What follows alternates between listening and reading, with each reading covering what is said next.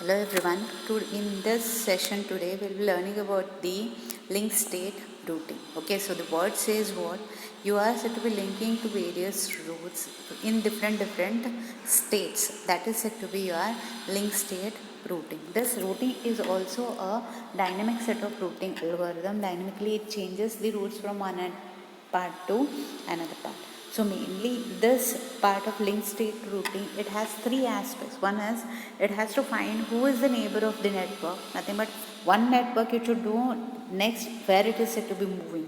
That is, it should know the neighbors, then it should even know the address of the network where it is said to be moving and which address it is said to be transferring the information. That is important to link the information from one end to another end. And mainly when the information is said to be linking, it has to take care of the delay which is being occurred through its neighbors. Mainly it should check out for the delay and even the packet should be informing to the previous one, okay, which packet, what information it is said to be saying is whether it is ready to transmit or whether it is not ready to transmit. And even whenever the information is said to be delivered, it has to send an acknowledgement to the router which packet has been sent and which is being received.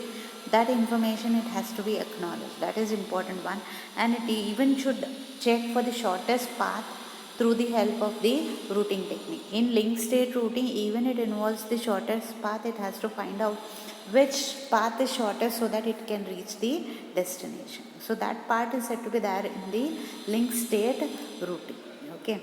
So this link state routing, mainly it should blink what happens is it has to construct its neighbors whomever is said to be present. So here its neighbor from A to B is neighbor. So B consists of neighbors A and C. Both it is said to be having sending and receiving.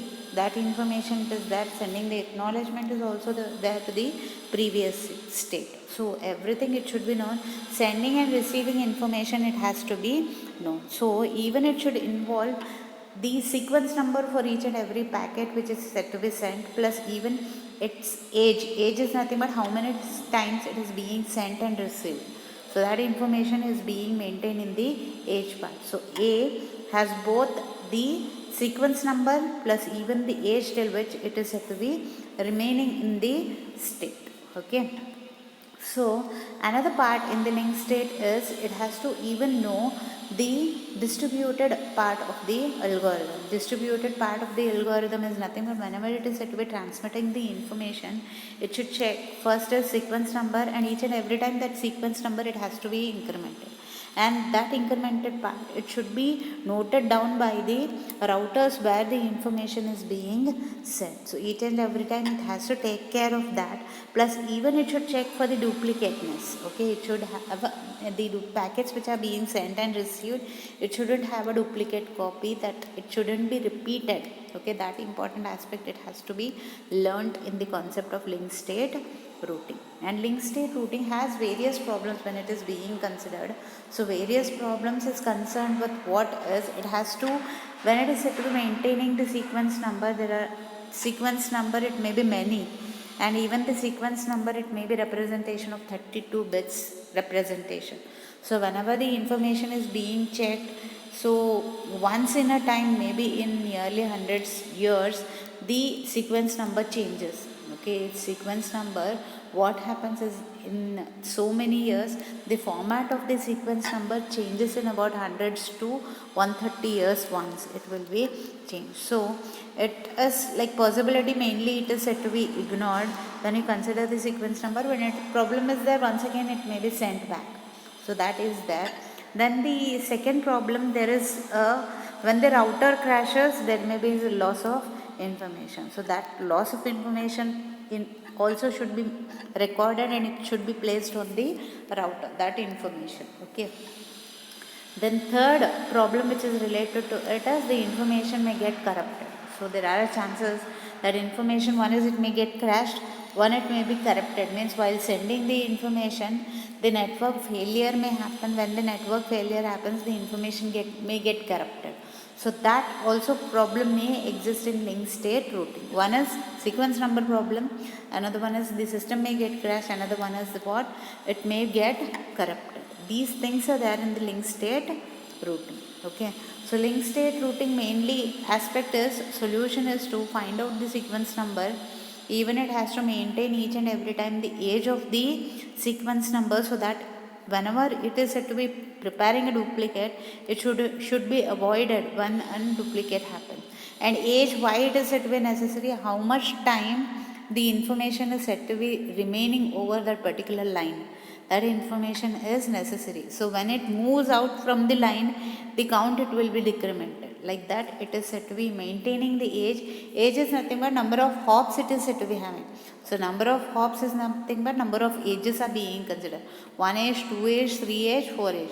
So whenever the age remains there only, means some problem is there. When it is hopping to the other age, then no problem would be there. So that age factor is important. So whenever the information is being routed out, main thing is that it will occupy the information in subnet. So subnet should maintain the information, maintain the link, and it should occupy the concept of Dijkstra's algorithm, nothing but the shortest path routing algorithm. It has to be implemented in link state routing. And another routing technique is your hierarchical routing. So hierarchical is nothing but it will be maintaining the multiple regions. Okay, so whenever the information is being passed from one region to another region, that region information is being maintained. So you can say one region is called as a cluster of connections, and that is being divided as a zone. From one zone to another zone to another zone, the information is being traveling from one end to another end. That is said to be your hierarchical routing. From top to bottom, it will be moving to those regions. Okay, so here an example is being considered. You can check out here. You have region 1, 2, then you have multiple other regions 3, 4, 5. So when the information is traveling, it will be maintaining the information about the lines, which line it has been like crossing, and number of hops it will be taking to reach to the destination. That information it will be maintained. So region here, when the information is being, for example, I want to travel from 1A to 5E. So how it is, it will be either taking the shortest step, this is what longer one. So what does it do is, it may be taking the shortest route through which it may travel. So it may be from 1B, it may be traveling to 3B, from region 1 to region 3, from region 3 to region 4, from there to region 5, the final destination. It will not take a round trip. Whichever shortest trip is there, through that the information travels in the hierarchy also. Hierarchy also follows the shortest technique. So remember, each and every time when it is reaching from source to destination, it should maintain the line, which line it is said to be crossing, and number of hops it has being done through the lines. That information is said to be maintained from one end to another end. Till the end, it will be maintaining the number of hops.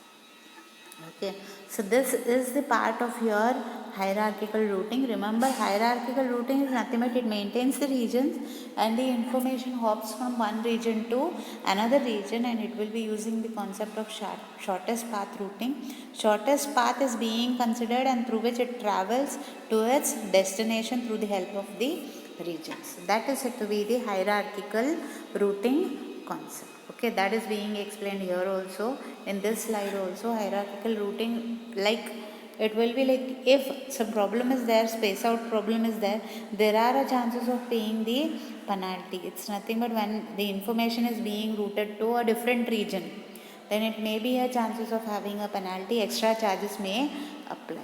Okay, that is said to be the part of your hierarchical routing. So today in this session you have learned about the link state routing and hierarchical routing. Okay, link state routing, linking to multiple destinations. Here also use shortest path, where it uses the concept of sequence numbers. So whichever line it is being traveling, it maintains the sequence numbers and the age through which it travels, and it has to measure the cost of lines.